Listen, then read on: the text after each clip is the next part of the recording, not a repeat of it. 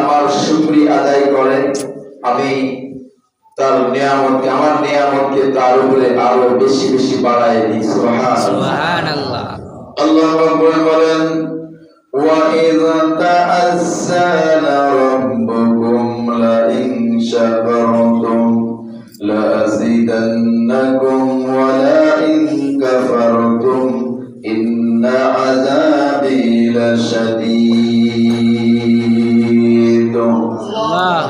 আল্লাহ রাব্বুল বলেন, যে ব্যক্তি আমার কৃতজ্ঞতা প্রকাশ করল, যে আমার সাথে কুফরি করল না, আমার নিয়ামতের শুকরিয়া আদায় করল, আমি আল্লাহ পাক রব্বুল আলামিন আমার নিয়ামতকে তাদের জন্য আরো বেশি বাড়ায় দিই।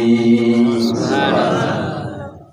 আর যে ব্যক্তি আমার সাথে কুফরি করেছে, আমার নিয়ামতের শুকরিয়া আদায় করে না, আমার দেওয়া এত জিনিস দুনিয়ার মধ্যে প্রেরণ করেছি, এর শুকরিয়া আদায় করলো না, আল্লাহ পাক রব্বুল আলামিন বলেন তার কাছ থেকে আমি আমার নিয়ামত ধীরে ধীরে ছিনায় নিই।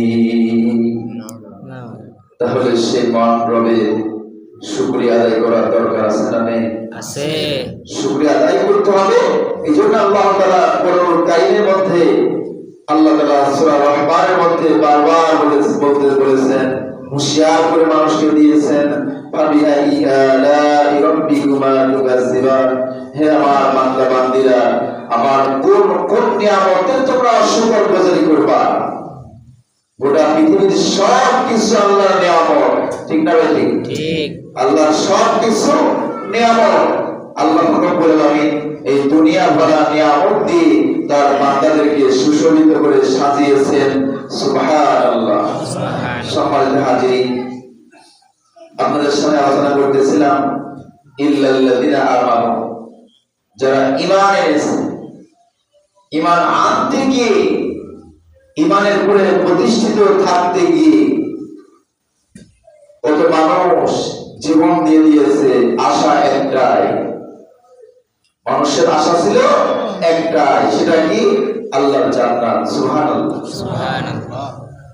আল্লাহ বলেন, ঈমান যারা আনবেন, আমার আল্লাহর প্রতি ঈমান যারা আনবেন আর এই পথের উপরে অবিচল টিকে থাকবেন, তাদের পুরস্কার স্বরূপ আল্লাহ বলেন, ওয়াউদুকিলাল্লাযীনা আমানু ওয়া আমিলুস সালিহাতি জান্নাতিন তাজরি মিন তাহতিহাল আনহার আনহারু খালিদিনা ফিহা বিইذনি রাব্বিহিম তাহিয়াতুহুম ফিহা সালাম। আল্লাহু আকবার।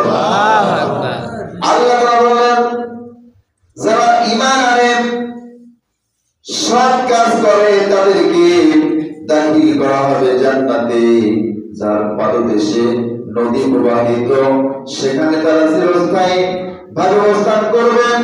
তাদের রবের রহমতি ক্রমে সেখানে তাদের অভিবাদন করা হবে সালাম, তাদেরকে অভিবাদন করা হবে সালাম, তাদেরকে আপ্যায়ন করা হবে, তাদেরকে সুস্বাগত জানানো হবে। তাদের প্রতি আল্লাহ পাক বলবেন, তোমাদের প্রতি আজ থেকে শান্তি শান্তি বর্ষিত হতেই থাকবে। সুবহানাল্লাহ। এই আমাদের কথা তখন আল্লাহ নবী মুহাম্মদ রাসূলুল্লাহ সাল্লাল্লাহু আলাইহি ওয়াসাল্লাম বর্ণনা করলেন, মানুষের মধ্যে প্রচার করলেন। আল্লাহ পাক রব্বুল আলামিনের বান্দা বান্দীরা অনেকেই যাদের মধ্যে ঈমানী চেতনা ছিল, আল্লাহ পাক রব্বুল আলামিনের ভয় ছিল, তারা ঘরে বসে থাকতে পারলো না, নিজের জীবনের তোয়াক্কা করলো না, কাফির বেঈমানদের ভয় করলো না, মহান আল্লাহ তাআলাকে ভয় করে মধুর কালেমা পড়ে নিলেন, লা ইলাহা ইল্লাল্লাহু মুহাম্মাদুর রাসূলুল্লাহ সাল্লাল্লাহু আলাইহি ওয়াসাল্লাম। সম্মানিত বন্ধুগণ আমার, এই ঈমান আনতে গিয়ে জীবন দিতে হয়েছে, ঘর ছাড়তে হয়েছে, বাড়িঘর ছাড়তে হয়েছে, জায়গা জমি ছাড়তে হয়েছে, সন্তান ছাড়তে হয়েছে, পরিবারের মানুষ থেকে বিচ্ছিন্ন হয়ে গেছে, তবু আল্লাহ পাক রব্বুল আলামিনের দেওয়া ঈমানকে ভুলে যায় না। সুবহানাল্লাহ। তাই ধারাবাহিকতায় আলোচনা করতেছিলাম, সম্মানিত মা বোনেরা, আল্লাহ রাব্বুল আলামিন আপনাদেরকে সম্মান দিয়েছেন। আল্লাহর নবী মক্কায় ইসলাম গ্রহণ প্রারম্ভে, ইসলাম প্রচারের শুরুতেই যখন ইসলামের প্রচার করতেছিলেন, গোপনে প্রকাশ্যে নয়, এমন অবস্থায় আল্লাহর বান্দী ঈমান এনেছে সুমাইয়া রাদিয়াল্লাহু তাআলা আনহা, তিনি ঈমান এনেছেন। আবু জাহেল শুনতে পেল, আবু জাহেল তার বাড়িতে চলে আসলো। আসার পরে বলতেছে, সুমাইয়া তুমি কি মুহাম্মাদের প্রতি ঈমান এনেছো? আমরা জানতে পারলাম। মা সুমাইয়া বললেন, নেতাজি, আমি মুহাম্মদ সাল্লাল্লাহু আলাইহি ওয়াসাল্লামের প্রতি ঈমান এনেছি। মুহাম্মদ সাল্লাল্লাহু আলাইহি ওয়াসাল্লামের রব মহান আল্লাহর প্রতি ঈমান এনেছি। আবু জাহেল কাফেরের সন্তান বলতে লাগলো, সুমাইয়া তোমার জানের কি মায়া নাই? তোমার সন্তানের মায়া তোমার মধ্যে কি নাই? তোমার স্বামীর মায়া কি তোমার মধ্যে নাই? তুমি ঈমান আনতে গেলে। সুমাইয়া বলতেছেন, ও নেতাজি আবু জাহেল, আমার জীবনের মায়া নেই, আমার স্বামী সন্তানের মায়া নেই, আমার কোনো কিছুর মায়া নেই। আমার রব মহান রবকে আমি রবের প্রতি ঈমান এনেছি, এটাই হলো আমার একমাত্র সত্য, এটাই আমার ওয়াদা। আমি এর উপরে অচল থাকবো, অবিচল থাকবো, এরপর থেকে আমাকে কেউ এক পাও হারাইতে পারবে না। সুবহানাল্লাহ। আবু জাহেল বলছে, পরিণাম কিভাবে জানো? তুমি কালেমা ছেড়ে দাও, নিজের বাপ দাদার ধর্ম ছেড়ে দিয়ে মুহাম্মাদের তৈরি করা এই ধর্মকে তুমি মেনে নিলে, এর পরিণাম তুমি জানো? তিনি বললেন, পরিণাম যা ইচ্ছা তাই হোক না কেন, আমি মধুর কালেমা ছেড়ে দেব না। আশহাদু আল্লা ইলাহা ইল্লাল্লাহু ওয়াহদাহু লা শারীকা লাহু ওয়া আশহাদু আন্না মুহাম্মাদান আবদুহু ওয়া রাসূলুহু। আল্লাহু আকবার। আবু জাহেল বলতেছেন, সুমাইয়াকে ধরো, হাত পা বেঁধে ফেলো, উলঙ্গ করে ফেলো। কাফেররা এটাই করলো। মা সুমাইয়াকে ধরলেন, মা সুমাইয়াকে ধরলো, তার হাত পা বাঁধলো, তার সন্তানকে ধরা হলো। মায়ের সামনে সন্তানকে হত্যা করবে কাফেররা। মা সন্তান বলতেছে, মা আমি কি এমন শিক্ষা কি আমাকে তুমি দিয়েছো? ইসলাম থেকে বিচ্যুতি হব, আল্লাহ থেকে বিচ্যুতি হয়ে যাব, এই শিক্ষা তো মা তুমি আমাকে দাও নাই। মা বলতেছে, সন্তান রে, এই শিক্ষা আমাকে আল্লাহ নবীও দেয় নাই যে আমি ইসলাম থেকে দূরে সরে যাব। এই শিক্ষাটা আমি তোমাকে দিয়েছি সন্তান। জীবন চলে যাবে, তবু ইসলামের পথ থেকে, কোরআনের পথ থেকে একবারও আমরা পিছু হটব না। হযরত আম্মারকে বাধা হলো, দুইটা ঘোড়ার সাথে দুই পা মারা হলো, দুই ঘোড়াকে দুই দিকে তাড়া করা হলো।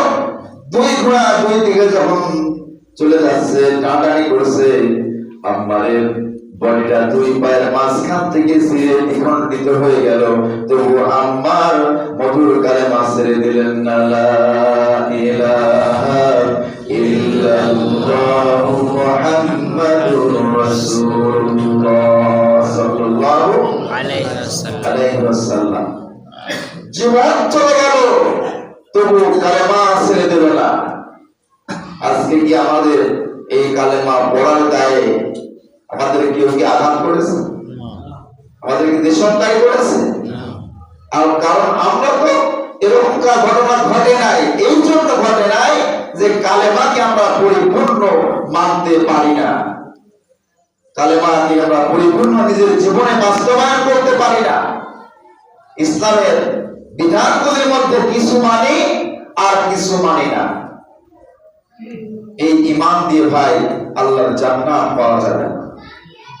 আল্লাহ তাআলা বলেন, ইয়া আইয়ুহাল্লাযীনা আমানু উদখুলু ফিস-সিলমি কাফা।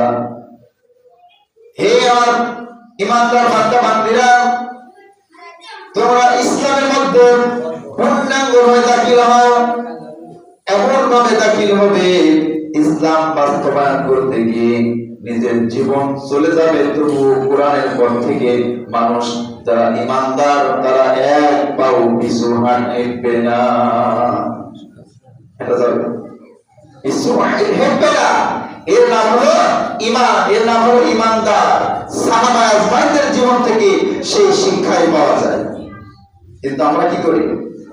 ইসলাম পরিপূর্ণতা, একটি জীবন বিধান, এই পরিপূর্ণ জীবন বিধান আমরা মানতে রাজি নয়। কিছু যেগুলো সুবিধা হয় সেইগুলো মানব, আর যেগুলো অসুবিধা হয় সেইগুলো আমরা মানতে রাজি না। ঠিক না বেঠিক? এজন্য সম্মানিত হাজিরিন, মুসলমানদের নেতা হচ্ছেন একজন। কয়জন? কয়জন বলেন? একজন। সেই নেতা, যে নেতা জীবনে মিথ্যা কথা বলেন নাই, বলেছেন নাকি? মুসলমানদের সেই নেতা, যে নেতা স্টেজে বসে সিগারেট খায়নি। মুসলমানদের নেতা সেই নেতা, যে নেতা ওয়াদার বরখলাপ করে নাই। মুসলমানদের নেতা সেই নেতা, মাজলুমকে কোনো জুলুম করেন নাই।